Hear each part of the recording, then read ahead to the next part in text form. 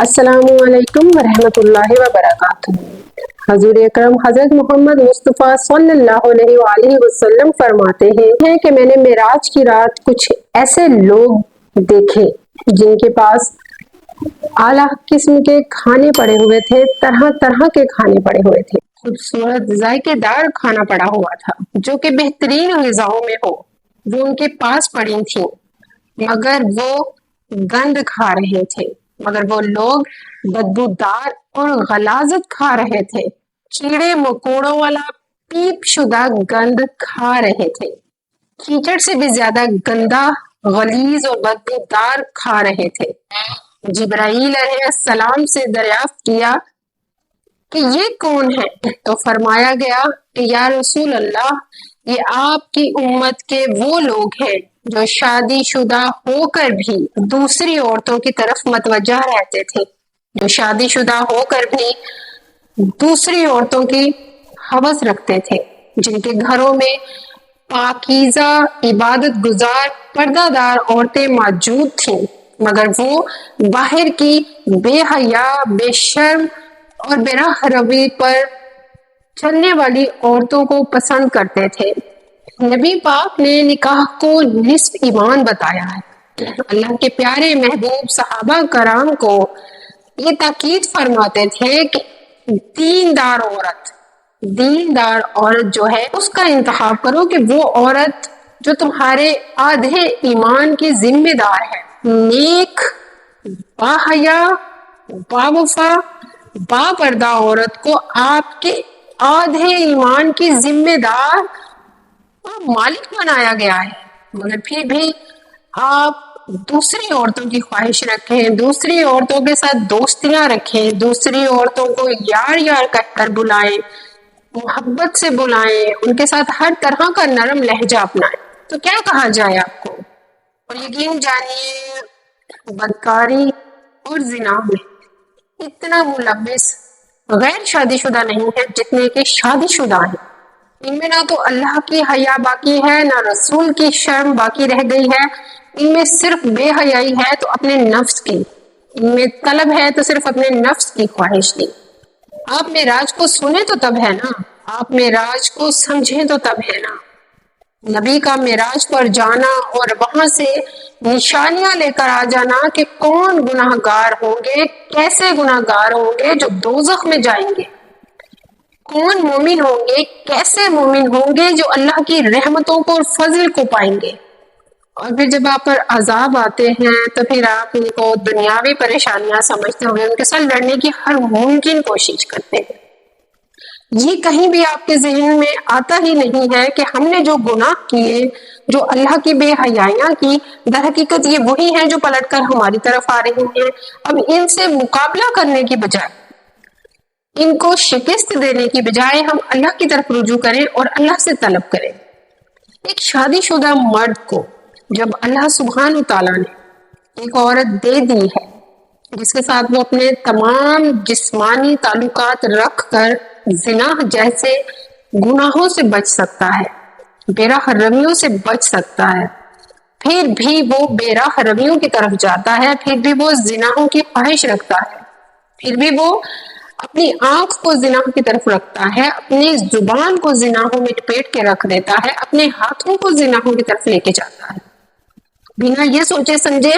کہ روز محشر آپ کے ہاتھوں کی یہ تمام انگلیاں اللہ کی بارگاہ میں آپ کے تمام کرتوتوں کی گواہی دیں گی،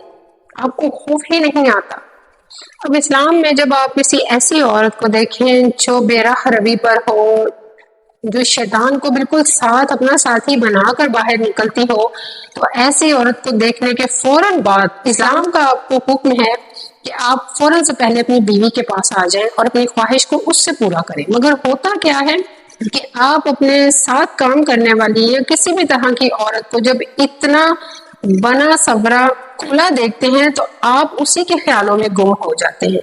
آپ گھر آ کر بھی اسی سے بات کرنے کی پوری کوشش کر رہے ہوتے ہیں، اسی کے ساتھ میسج پر چیٹنگ کرنے کی بھرپور کوشش کرتے ہیں،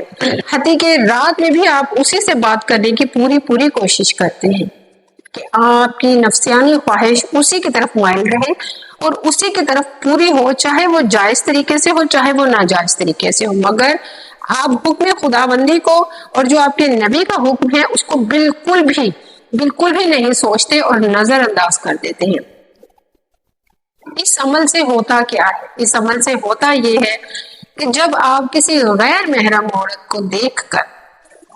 کسی بے راہ روی کی یا کسی غلط خواہش کی طرف راغب ہوتے ہیں، تو جب آپ جلد از جلد اپنی بیوی تک پہنچ کر اپنی خواہش کو حلال طریقے سے اللہ کی رضا کے مطابق پورا کرتے ہیں تو آپ بہت سارے گناہوں سے بچ جاتے ہیں۔ آپ کے دل میں وہ جو شیطان نے وسوسے ڈالنے شروع کر دیے ہوتے ہیں اور ایک حرام محبت پیدا کرنے کی بھرپور کوشش شروع کی ہوتی ہے، اس کوشش پر تقریباً پانی پھر جاتا ہے۔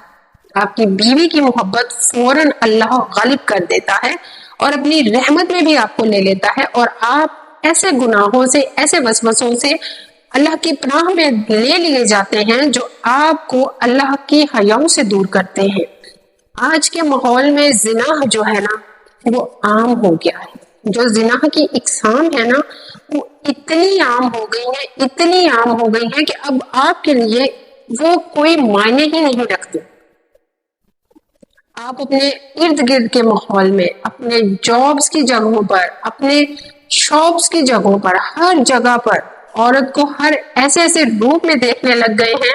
کہ اب آپ کے لیے آنکھ کا زنا کوئی معنی ہی نہیں ہے۔ دن میں نہ جانے آپ ہزاروں سے لاکھوں بار آنکھ کے زنا کی طرف جاتے ہیں، دن میں آپ ہزار سے لاکھوں بار زبان کے،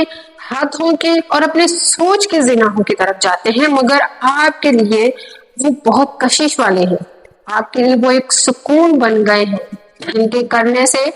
آپ کو تسلی ملنے لگی ہے، جن کے کرنے سے آپ کو سکون ملنے لگا ہے۔ یہی وجہ ہے کہ آپ کے گھر کی عورتیں بھی اب وہی کچھ کرنے لگ گئی ہیں جو کہ شادی شدہ عورتوں کو نہیں کرنا چاہیے۔ یہی وجہ ہے کہ مردوں سے زیادہ اب عورتیں جو ہیں وہ گناہوں کی طرف راغب ہونے لگ گئی ہیں۔ شادی شدہ ہوتے ہوئے بھی غیر محرم مردوں کے ساتھ دوستی ہے، بچے بھی ہیں، مگر پھر بھی ایک دوسرے کے ساتھ ایک عجیب سی اٹریکشن ہے، ایک کشش ہے جس نے باندھا ہوا ہے۔ سوشل میڈیا نے تو اس میں کمال کردار ادا کیا ہے نا۔ پھر وہ عورتیں جو شادی شدہ ہوتی ہیں، بچے بھی ہوتے ہیں، اس کے باوجود وہ طلاق لینے میں، خلا لینے میں کوئی برائی نہیں سمجھتی اور جلد از جلد ایک دوسرے شخص کے ساتھ جا کر جڑ جاتی ہیں۔ اور یقین کیجئے یہ آپ کی نفسیانی خواہش ہے، جب یہ پوری ہو جائے گی تو آپ اس انسان سے بھی اسی طرح اکتا جائیں گے جس طرح سے آپ اس انسان سے اکتا جاتے ہیں، اور پھر آپ ایک اگلے انسان کی چاہ میں